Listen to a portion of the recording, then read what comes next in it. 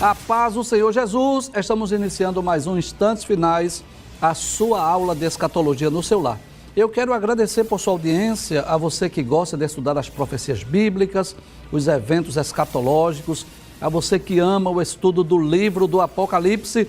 Que Deus te abençoe, que as bênçãos de Deus continuem sendo derramadas sobre você e sobre toda a sua família. Lembrando que você pode assistir a nossa programação pela TV, pelo YouTube, em dois canais diferentes, Rede Brasil Oficial e IEADPE Oficial, ou pelo site www.iadpeplay.org.br. Você também tem a opção de baixar o aplicativo da Rede Brasil no seu celular. Você baixa o aplicativo Rede Brasil TV, lá no Play Store, e assiste de qualquer lugar a sua programação no seu próprio celular.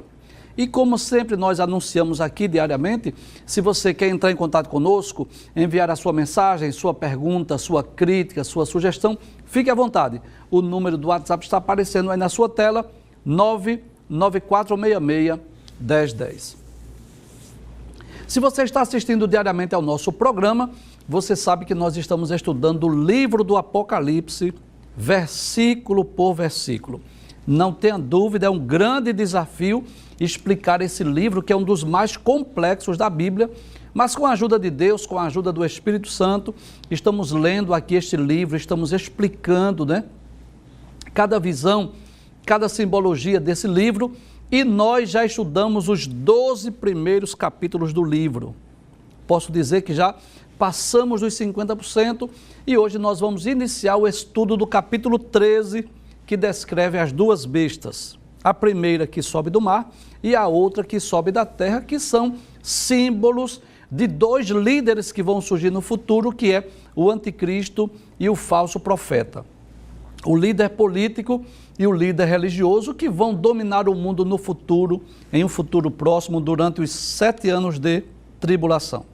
Mas antes de nós explicarmos o capítulo 13, antes de darmos início a esse capítulo que é tão importante do livro do Apocalipse, nós vamos recapitular o que vimos. Vamos relembrar o que foi que vimos nos 12 capítulos. Vamos pedir para mostrar a imagem aí muito bem. Essa imagem nos mostra um panorama, uma visão panorâmica do livro do Apocalipse. Capítulo 1, nós já estudamos sobre a visão do Cristo ressurreto, quando Jesus apareceu a João lá na ilha de Patmos. Já estudamos os capítulos 2 e 3, que descrevem as 7 cartas escritas às igrejas da Ásia. Capítulo 4, que foi a visão do trono da majestade divina, quando João viu uma porta aberta no céu, ouviu uma voz dizendo: subi cá, e ele teve um arrebatamento de espírito e viu o trono de Deus e viu também 24 tronos. O capítulo 5 é aquela visão do livro selado com 7 selos, que ninguém podia abrir, nem desatar seus selos, nem de olhar para ele, mas João ouviu uma voz. Um dos anciãos disse assim: não chores, eis aqui o leão da tribo de Judá, a raiz de Davi, que venceu para abrir o livro e desatar seus 7 selos. No capítulo 6, os selos começam a ser abertos, São abertos os 6 selos, é aí que aparecem esses 4 cavalos, o branco, o preto, o vermelho e o amarelo. No capítulo 7 descreve 2 visões principais, a visão dos 144 mil judeus e aquela grande multidão de vestes brancas que ninguém podia contar, que são os mártires da grande tribulação. No capítulo 8 nós vamos ver a abertura do 7º selo, que é exatamente o início também da segunda série de juízos, que são as 7 trombetas. Só que no capítulo 8 só aparecem o registro das 4 primeiras trombetas. No capítulo 9 nós estudamos sobre o toque da 5ª e da 6ª trombeta. No capítulo 10, João tem a visão de um anjo que tem um livro em sua mão, um arco sobre a sua cabeça, e esse anjo dá a João este livro para que João comesse. João disse que na sua boca era doce, mas era amargo no seu ventre. No capítulo de número 11, nós estudamos sobre a 7ª trombeta e também sobre as 2 testemunhas. Finalmente, nós estudamos o capítulo 12, que é exatamente essa visão dessa mulher vestida de sol, com a lua debaixo dos pés, e esse grande dragão vermelho que queria tragar o filho desta mulher. A partir de hoje, aí sim, nós vamos estudar o capítulo 13. Pode abrir a imagem, por gentileza, do capítulo 13, por favor? Isso. João viu duas bestas no capítulo 13. Se você estiver com a sua Bíblia, você pode conferir. Dos versículos 1 ao versículo 10, é a primeira besta que sobe do mar, que representa o líder político. E a segunda besta, dos versículos 11 ao versículo 18, que é a besta que sobe da terra, que é o líder religioso, que vamos estudar nos próximos programas. Então eu quero lhe convidar para você estar com a sua Bíblia aberta. Se você puder, esteja com a sua Bíblia para você conferir os textos bíblicos, anote, faça suas anotações e se tiver alguma dúvida você manda para nós, amém? Esse capítulo 13, ele é um pouco diferente do capítulo 12. Nós explicamos nos programas anteriores que há divergências de opiniões sobre quem seja aquela mulher vestida de sol. Nós temos aqui 3 interpretações possíveis, né? Há quem diga que a mulher vestida de sol é a Virgem Maria, há quem diga que a mulher vestida de sol é a igreja, mas nós vimos que a interpretação mais coerente, pelo contexto, pelas profecias que ainda vão se cumprir, que é mais coerente crermos que trata-se da nação de Israel, que será perseguida pelo anticristo no futuro durante a grande tribulação. No que diz respeito ao capítulo de número 13, a grande maioria dos teólogos, dos escritores, dos comentaristas do livro do Apocalipse acredita sim que refere-se a 2 personagens, 2 homens que vão surgir no futuro. O líder político, que é o anticristo, e o líder religioso, que é o falso profeta. Nós vamos explicar, não sei se será possível explicarmos os 10 versículos hoje, mas vamos pelo menos iniciar o estudo desse capítulo. Mas antes de nós adentrarmos no versículo 1, deixa-me primeiro relembrar quem é o anticristo. O anticristo será um líder político, um homem que agirá na terra segundo a eficácia de Satanás. Esse homem será eleito, será escolhido líder mundial. No início do seu governo, ele trará uma proposta de paz. Ele fará uma aliança com muitas nações durante 7 anos, é um pacto de paz, uma aliança, mas na metade da semana, ou seja, quando tiverem cumprido-se 3 anos e meio do seu governo e faltando ainda 3 anos e meio desse pacto de paz, ele vai romper o pacto com a nação de Israel e vai partir com um grande exército para destruir o povo judeu. Nós já falamos desse líder político em várias ocasiões. Nós temos alguns programas lá no YouTube falando sobre o anticristo, quando nós explicamos sobre a sequência dos eventos escatológicos, e nós já falamos um pouco sobre ele quando nós comentamos o capítulo de número 6 do livro do Apocalipse, que ele aparece montado em um cavalo branco. Então você pode ir lá no playlist e pode rever estes programas se você deseja ter maiores ou melhores informações.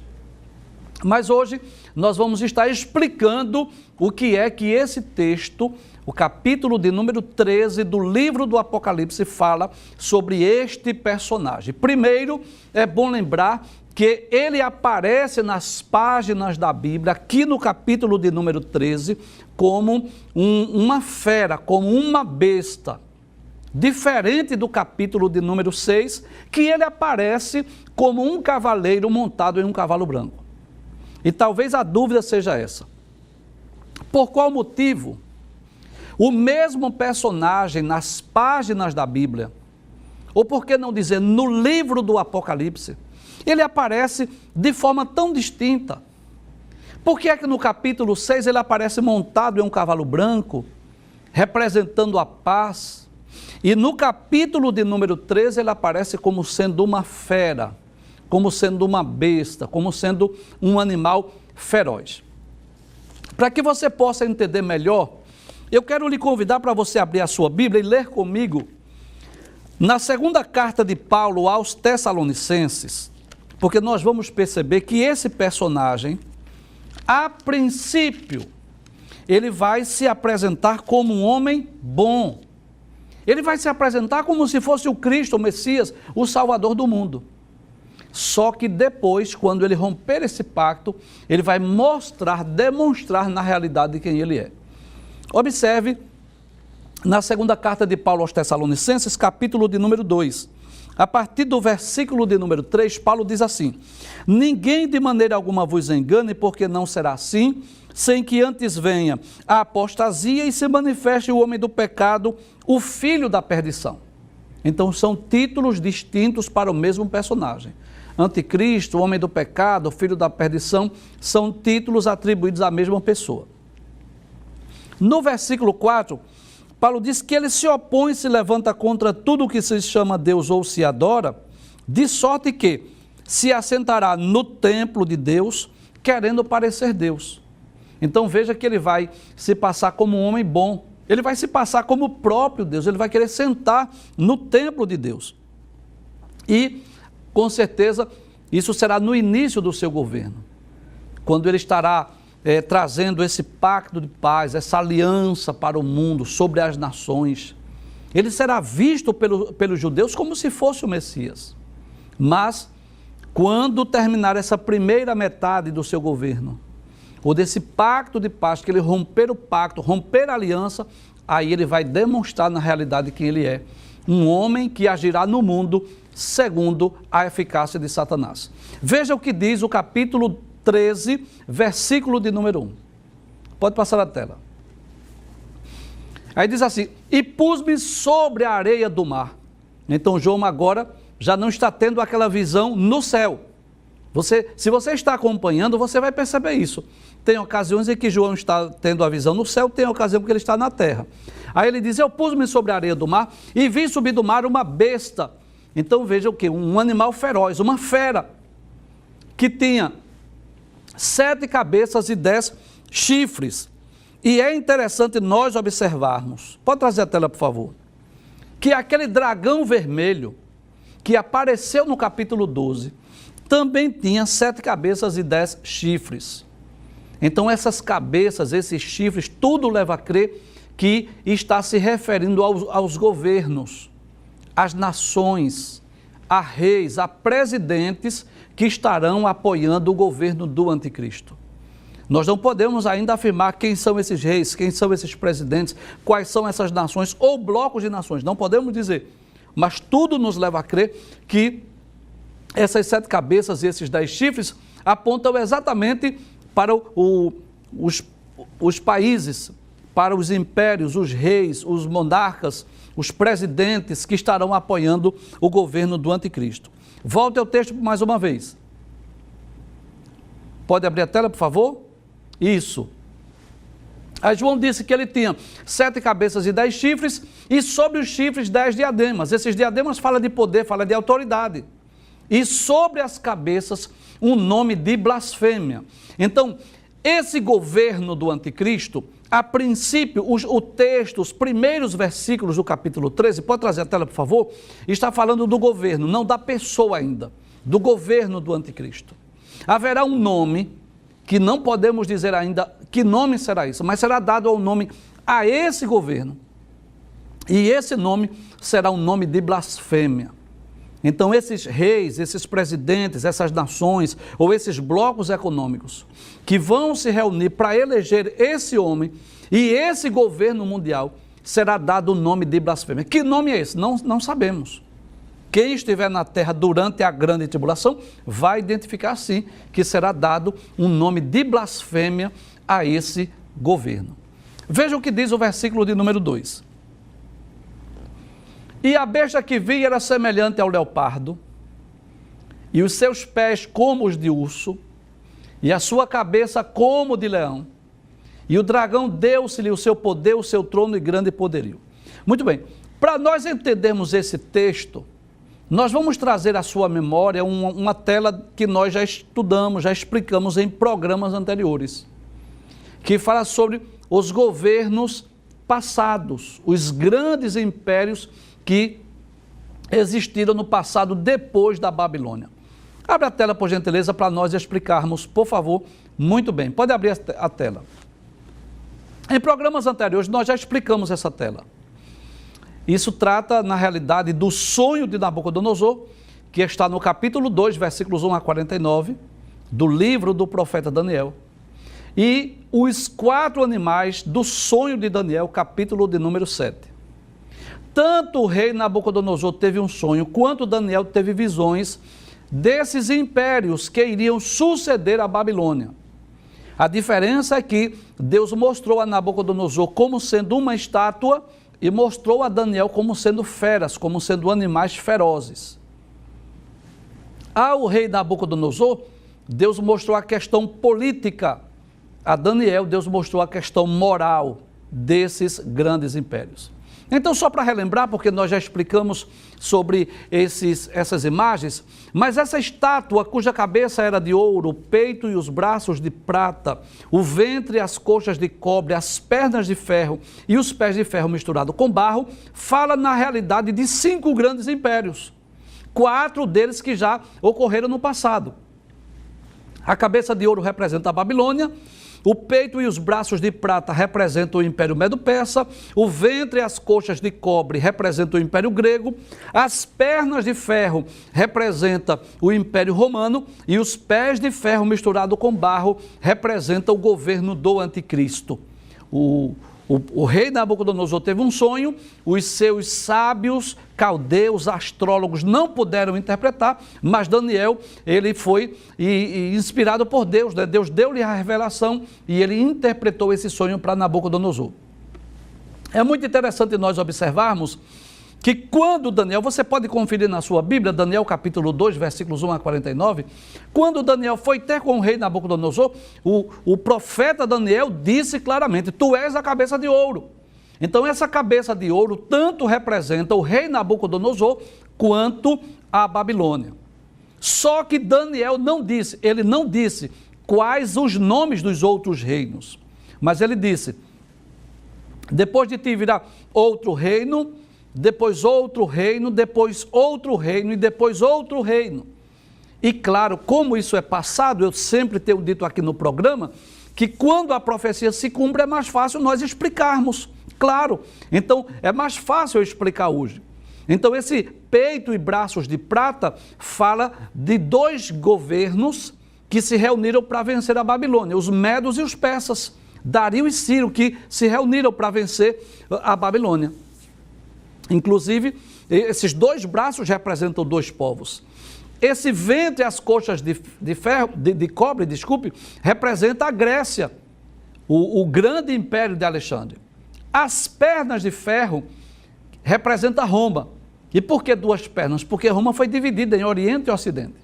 E os pés de ferro misturado com barro fala de um governo futuro, que é o governo do Anticristo. Detalhe, Nabucodonosor viu quando uma pedra foi lançada sem um auxílio de mãos, ou seja, sem esforço humano, e feriu a estátua onde? Nos pés de ferro misturado com barro. E quando esta pedra feriu a estátua nos pés, disse que esmiuçou o ferro, o barro, o cobre, a prata e o ouro, espalharam-se como o vento leva a palha do trigo, e esta pedra que feriu a estátua nos pés, ela cresceu e encheu todo o mundo. Então isso está falando do governo, do reino de Cristo. Essa pedra que vai ferir a estátua nos pés, fala exatamente da vinda de Cristo para estabelecer o seu reino milenial. Anos depois, cerca de 49 anos depois, é Daniel quem sonha. E Daniel sonhou com 4 animais. O leão com asas de águia, um urso que tinha 3 costelas entre os dentes e se levantava de um dos seus lados, um leopardo com 4 cabeças e 4 asas, e outro animal que Daniel não soube comparar com nenhum. Ele só disse que era um animal terrível, espantoso e muito forte, que tinha dentes de ferro e tinha 10 chifres. É interessante a equivalência desses animais com o sonho de Nabucodonosor com a estátua. Esse leão com asas de águia representa o Império Babilônico, porque o leão é o rei dos animais, a águia é a rainha das aves, e isso fala do apogeu, da grandeza, da glória, do esplendor do Império Babilônico. O urso com 3 costelas entre os dentes fala dos 2 líderes, dos 2 povos, os medos e os persas, tem a mesma equivalência da estátua, dos peitos e os braços de prata. Essas 3 costelas entre os seus dentes representam as 3 primeiras conquistas dos medos e dos persas. São 3 nações, né? Egito, Lídia e Babilônia foram as 3 principais conquistas. E diz que esse urso levantou-se de um dos lados, que significa dizer que os persas prevaleceram sobre os medos. O terceiro animal, que era como o leopardo, e é interessante que o leopardo ele tem assim a pele como se fosse de uma onça, e esse leopardo, no sonho de Nabucodonosor, no sonho de Daniel, ele tinha 4 cabeças e 4 asas. Por que 4 asas? Isso fala da agilidade do exército de Alexandre o Grande. O exército de Alexandre o Grande vencia as batalhas porque Alexandre era um grande general. E nem sempre ele tinha o maior número de soldados no seu exército, mas ele tinha as melhores estratégias de guerras. Então, era uma espécie de uma guerra relâmpago que pegava os seus inimigos de sobreaviso e ele vencia as batalhas. Mas é interessante que esse leopardo ele aparece aí com 4 cabeças. E por quê? Porque depois da morte de Alexandre, porque Alexandre morreu muito jovem, ele tinha 33 anos quando morreu, não deixou herdeiro, e o seu reino, seu império, a Grécia, foi dividida para 4 de seus generais. E este 4º animal, terrível, espantoso e muito forte, que tinha dentes de ferro e tinha 10 chifres, ele tanto representa o Império Romano quanto o governo do Anticristo. Observe que na estátua você pode perceber que são 5 reinos. Nos animais não aparecem 5 animais, só aparecem 4, porque esse 4º animal terrível, espantoso e muito forte tanto representa Roma, e esses 10 chifres falam exatamente do governo do Anticristo, que tem a mesma equivalência dos pés, que também tem 10 dedos. Vamos voltar agora para o texto do Apocalipse, capítulo 3, versículo 2. Muito bem. Então, essa besta que João viu, esta fera que surgiu lá do mar, ou seja, o mar nas profecias bíblicas representam as nações. Na simbologia profética do Apocalipse, o mar representa as nações. Essa besta aí subiu do mar, ou seja, surge das nações. E como era essa besta? João descreve. João disse que era semelhante ao leopardo. Ou seja, vai ter alguma coisa nesse governo do Anticristo semelhante ao governo do Império Grego, que foi representado no sonho de Daniel como sendo o leopardo. Como eram os pés dessa fera, dessa besta vista por João? Disse que seus pés eram como de urso. Isso nos faz lembrar do segundo animal visto por Daniel, que é exatamente o urso que representa o Império Medo-Persa. A boca desse animal, como era? Ele disse que a sua boca era como de leão, ou seja, parece exatamente com o Império Babilônico. Em outras palavras, pode trazer a tela, por favor? Nós podemos dizer que haverá semelhanças entre o governo do Anticristo e os impérios lá do passado. Essa fera, essa besta vista por João, pode observar que há uma equivalência com este sonho de Daniel. Então, isso mostra que haverá, tudo leva a crer, que a mesma crueldade, a mesma malignidade, a mesma maldade daqueles grandes impérios será vista também nesse governo do Anticristo. Que a princípio, eu já disse, vai se demonstrar como um governo bom, que vai trazer a paz ao mundo, que vai reunir as religiões monoteístas, que vai proibir com os ataques terroristas, mas depois esse mesmo governo vai demonstrar sua crueldade, sua ferocidade. Nós vamos ver isso nos textos seguintes que nós estivermos estudando.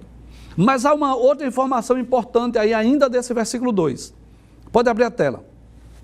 Observe que além dessa fera ter essas características com o Império Grego, com o Império Medo-Persa e com o Império Babilônico, o texto diz que o dragão, quem é esse dragão? Você sabe, é Satanás. Nós já falamos sobre ele nos programas anteriores. O dragão deu-lhe o quê? O seu poder, o seu trono e grande poderio. Então observe, nós estudamos o capítulo de número 12 e nós explicamos aqui que Satanás, cujo reino está nas regiões celestes, em algum lugar do espaço, em algum lugar entre os planetas, entre as galáxias, está o trono de Satanás. Mas durante a grande tribulação, nós vemos isso, que o arcanjo Miguel com os anjos de Deus vão lutar, e eles serão expulsos, eles serão caídos lá do céu à terra. Vamos rever o texto? Capítulo de número 12, do livro do Apocalipse, versículo 7 diz: e houve batalha no céu. Que batalha é essa? Não é de seres humanos, essa batalha é espiritual. Miguel, que é um arcanjo, e seus anjos, ou seja, os anjos bons que estão a serviço de Deus, batalhavam contra quem? Contra o dragão, que é Satanás, e batalhava o dragão e seus anjos. Então houve essa batalha. Claro, na visão de João, ele já viu, mas isso é futuro. Haverá isso durante a grande tribulação. Versículo 8. Mas não prevaleceram. Ou seja, Satanás e os seus anjos, os anjos caídos, não vão prevalecer nessa guerra contra o arcanjo Miguel e os anjos de Deus. E o texto diz: nem mais seu lugar se achou nos céus. Ou seja, esse lugar, essa região que é ocupada por Satanás e os anjos maus, será limpa. Miguel vai dizer assim: vocês vão desaparecer daqui, vocês vão sair daqui. Aí diz o versículo 9: e foi precipitado o grande dragão, a antiga serpente, que se chama o diabo e Satanás, que enganava todo mundo. Foi precipitado onde? Na terra. Em outras palavras, serão lançados na terra. Então observe agora que durante a atuação, durante a grande tribulação, a atuação de Satanás já não será mais já nas regiões celestes, como ocorre hoje. Hoje ele está em algum lugar do espaço, comandando, dando ordens, distribuindo tarefas para os seus subordinados, para os seus subalternos, para os anjos caídos e os demônios. Então, hoje é mais ou menos assim.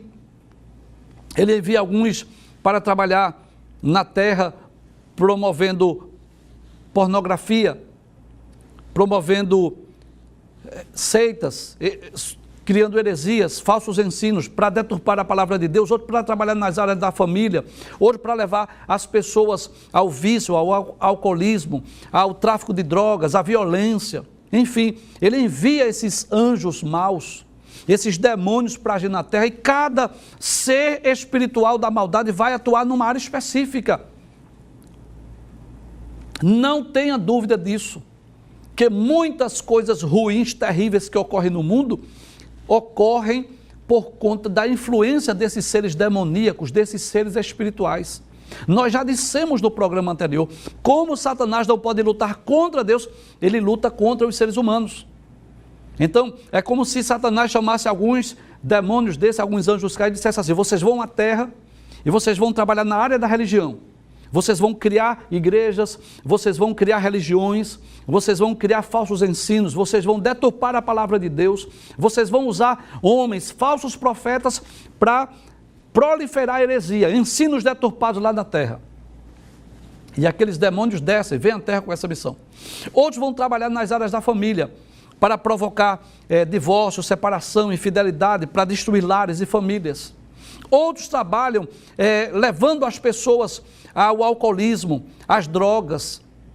Outros trabalham para levar as pessoas ao suicídio, para trazer problemas emocionais para as pessoas, para que as pessoas possam ceifar as suas próprias vidas. Outros vão trabalhar na área da violência, do crime, fazer com que os homens matem uns aos outros, destruam uns aos outros, enfim.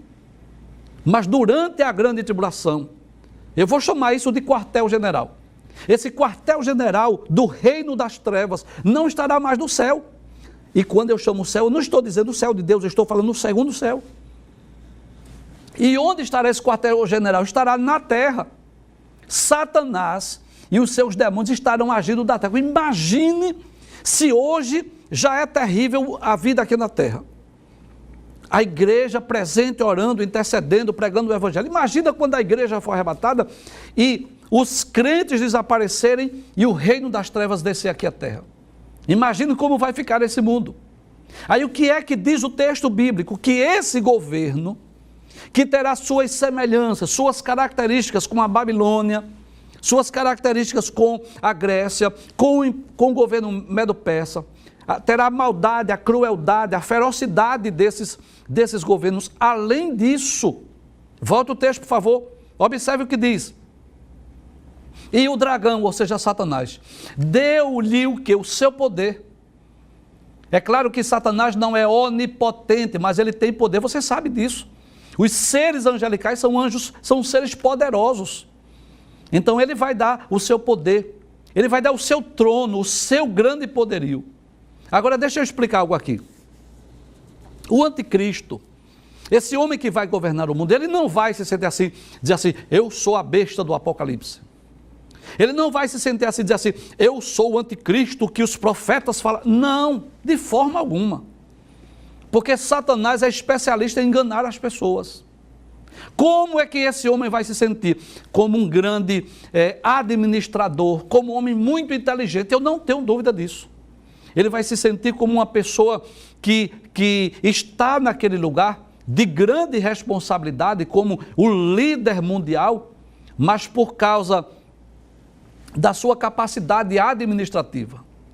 E Satanás irá usar a mente deste homem, dando estratégia, eu não vou dizer sabedoria, mas dando inteligência, para que ele venha com propostas boas, para resolver os problemas mundiais. O problema da fome, o problema do desemprego, os problemas da destruição da natureza.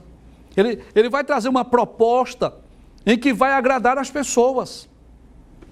Nós vamos ler o texto, as pessoas vão aplaudi-lo. As pessoas vão considerar esse homem como esse governo e este personagem como um homem invencível. Veja o que diz o versículo 3, por favor. Versículo 3. Pode passar a tela. E veio uma de suas cabeças como que ferida de morte, e a sua chaga mortal foi curada. E toda a terra se maravilhou após a besta. Observe aí nesta imagem, eu sempre repito esta frase, que esta imagem é uma imagem meramente ilustrativa, é só uma forma de facilitar a compreensão. Quando nós lemos e nós visualizamos, fica mais fácil nós podermos identificar, nós memorizarmos, nós aprendermos. Então essa fera, essa besta aí tem 7 cabeças. Nós já dissemos. Essas 7 cabeças podem ser reis, presidentes, nações, blocos econômicos, não sei dizer ao certo, mas abro aqui um leque de probabilidades, de possibilidades. Você sabe disso, que eu não gosto daquela escatologia que simplesmente determina, que exclui as demais interpretações e nem dá nome. Eu não quero dar nome a essas nações ou esses blocos econômicos, porque isso pode mudar no decorrer da história. Mas uma dessas cabeças que estava ferida de morte, ela foi curada. Existem várias interpretações acerca desse texto. O que é que significa isso? Essa cabeça que foi ferida de morte e foi curada. Existem várias interpretações. Existem interpretações que eu considero até absurda, como alguém pensar, por exemplo, que Nero vai voltar ao mundo. Eu não creio nisso, claro que não. Mas existe a possibilidade de ser um desses reis, um desses presidentes, um desses líderes que estará com uma doença incurável, uma doença terrível e será miraculosamente curado. E isso vai trazer admiração à humanidade inteira, porque todos esperavam que aquele grande líder morresse, mas ele não morreu porque aquela enfermidade mortal foi curada. Isso é uma probabilidade. Mas é possível também que essa cabeça que foi ferida de morte, com essa chaga mortal e foi curada, talvez, é uma possibilidade, que isso aponte para o ressurgimento do Império Romano. E baseado em que nós dizemos isso? Volta a tela, por gentileza, dos 4 animais simbólicos. Volta, por gentileza, para nós visualizarmos. Observe aí, que quando você observa na estátua, você vê 5 reinos. A cabeça é um reino, peito e os braços de prata é outro reino, o ventre e as coxas de cobre é outro reino, as pernas de ferro é outro reino, e os pés de ferro misturado com barro é outro reino. Mas nos animais, você só vê 4 animais. A Babilônia, que é o leão, o Medo-Persa, que é o urso, a Grécia, que é o leopardo, e este animal terrível, espantoso e muito forte, tanto representa o Império Romano, olhando para o passado, como o governo do anticristo no futuro, porque esses 10 chifres representam exatamente o governo do anticristo, que tem a mesma equivalência dos 10 dedos da estátua.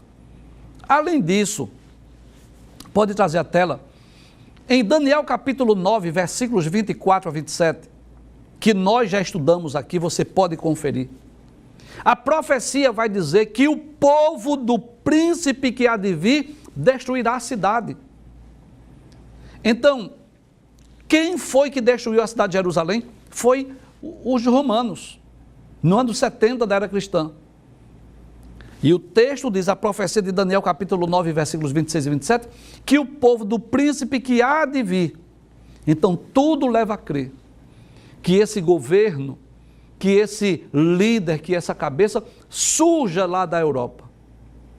Da Itália, talvez, daquela região lá da Europa, não posso aqui determinar exatamente o país.